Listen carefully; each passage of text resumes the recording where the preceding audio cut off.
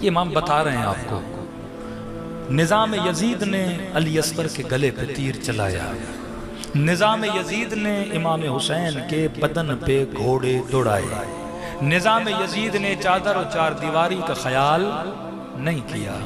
اب مولا کہتے ہیں تیری مرضی ہے، یزید جیسے کو لانا چاہتے ہو لاؤ، وہی ہوگا تیرے ساتھ جو کربلا میں میرے ساتھ ہوا۔ تجھے مارا جائے گا، تیرے بچوں کو مارا جائے گا، تیری لاشوں کو مس کیا جائے گا، تیری ماؤں بہنوں کی چادروں کو چھینا جائے گا۔ اب فیصلہ امت پہ چھوڑا کہ تجھے کیسی حکمرانی چاہیے۔ یزید جیسوں کی حکمرانی چاہیے، نقصان تیرا ہے۔ پریکٹیکلی کربلا ایک نقشہ ہے کہ جس نے آل رسول کو نہ بخشا، یہ ذاتی دشمنی نہیں، ایک نظام کی فکر ہے، یہ بقائے تخت کی فکر ہے، یہ پاور پولیٹکس ہے کہ تخت میرے پاس رہے، اگر میرے مقابلے میں آؤ گے تو میں تجھے کیا دوں گا؟ کچل دوں گا۔ یہ کربلا ہے۔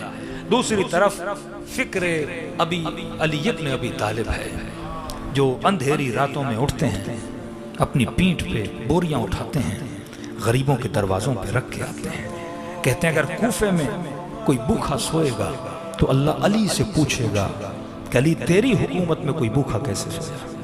علی تیرے شہر میں کوئی بیوہ پریشان کیوں تھی؟ یہ حاکم ہے لیکن کسی بیوہ کے گھر جاتا ہے اور اس بیوہ کو کہتا ہے کسی چیز کی کمی ہے، کہتے کمی کی بات، 2 دن سے میرے بچوں نے صحیح سے کھانا نہیں کھایا۔ فوراً کہا کمبر بوریاں لاؤ، اس کے گھر میں جا کے رکھو۔ کہا اب راضی ہو؟ کہا راضی تو ہوں لیکن اللہ کی دربار میں علی کی شکایت کروں گی۔ نہیں پتا جو کھانا لا رہا ہے وہ علی ابن ابی طالب ہے۔ کہا آپ لائے لیکن علی کو میری فکر نہیں ہے۔ امام نے کہا تنہا ہو کہاں؟ بچے تھے اس کے، کہ تم بچوں کو سنبھالو، میں تمہارے گھر کا کام خود کرتا ہوں۔ کہتے مولا نے اس کے گھر کی صفائی کی۔ جب یہ روٹیاں بنا رہی تھی تو علی اس کے بچوں کے ساتھ کھیلنے لگے، کسی کو کاندھے پہ اٹھا رہے ہیں، کسی کو سینے پہ سلا رہے ہیں۔ کمبر کہتے ہیں کافی دیر ہو گئی مولا کو، دروازے پہ دستک دی، خاتون باہر آئی، میں نے کہا میرا مولا آپ کے گھر کے اندر ہے۔ کہاں میری مدد کر رہا ہے؟ کہ کافی دیر گزر گئی۔ کہاں گھر کا کام چل رہا ہے؟ اس نے کہا آپ کرو، اکیلی ہو میں تمہاری مدد کرتا ہوں۔ کہ کر کیا رہے ہیں؟ کہ میرے گھر کو جھاڑو دے رہے ہیں، صفائی کر رہے ہیں، میرے بچوں کو پال رہے ہیں۔ کمبر کی آنکھوں میں آنسو ہے۔ کہ تجھے نہیں پتا یہ کون ہے؟ کہ کون ہے؟ کہ علی ابن ابی طالب ہے۔ کہتے دوڑے دوڑے گئی مولا کے قدموں میں گری، مولا میں غصے میں تھی، پتہ نہیں کیا کچھ کہہ گئی، مجھے نہیں پتا تھا کھانا آپ ہی لاکے دیتے ہیں، میں تو شکایت کر رہی تھی علی مدد کے لیے کیوں نہیں آتے؟ پھر مصلے پہ جاتے ہیں، گڑ گڑاتے ہیں، روتے ہیں، 2 دیے بنا کے رکھتے ہیں کہ یہ علی کے پیسوں والا ہے، یہ بیت المال کے پیسوں والا دیا ہے۔ طلحہ و زبیر آتے ہیں صرف اس کے لیے کہ علی مجھے گورنر لگا دے، سفارشی۔ کس کے اندر لالچ نہیں؟ کہ رسول کو دیکھنے سے لالچ ختم ہو جاتی ہے، کہ نبی کے چہرے کو دیکھنے سے بندہ ایک دم نیک بن جاتا ہے۔ یہ دارالامتحان ہے، جب تک زندہ ہو تم نے امتحان دیتے رہنا ہے۔ جیسے آئے اور بیٹھے، امام نے کہا چند منٹ خاموش میں ذرا بیت المال کا حساب و کتاب کر رہا ہوں، باتیں کرتا ہوں تم سے۔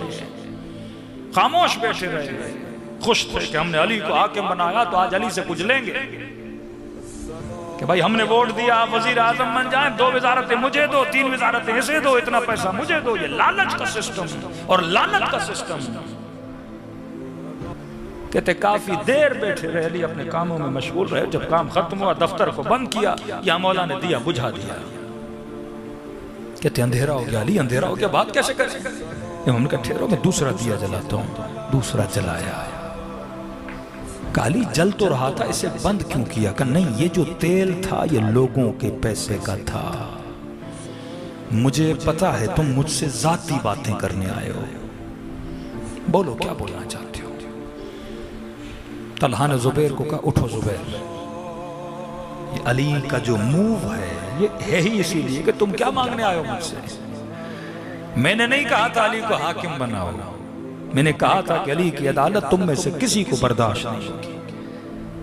ارے پپھی کا بیٹا تھا زبیر، عدالت علی کو برداشت نہ کر سکا، یہ نزدیک تھے امیر المومنین کی، برداشت نہیں کر سکے۔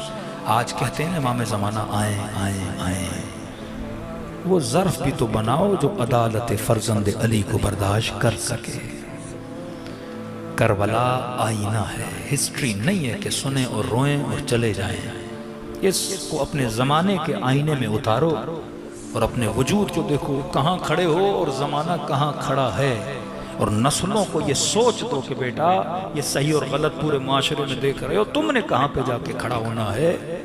آج بھی کربلا ہے، آج بھی کوئی عاشورہ ہے، یہ حدیث نہیں ہے، شعار ہے، مطلب ہر دن یا شیطان کی دعوت بھی ہے، رحمان کی دعوت بھی ہے، سوال ہے کہ ہم کس کی دعوت میں کہاں پہ کھڑے ہیں۔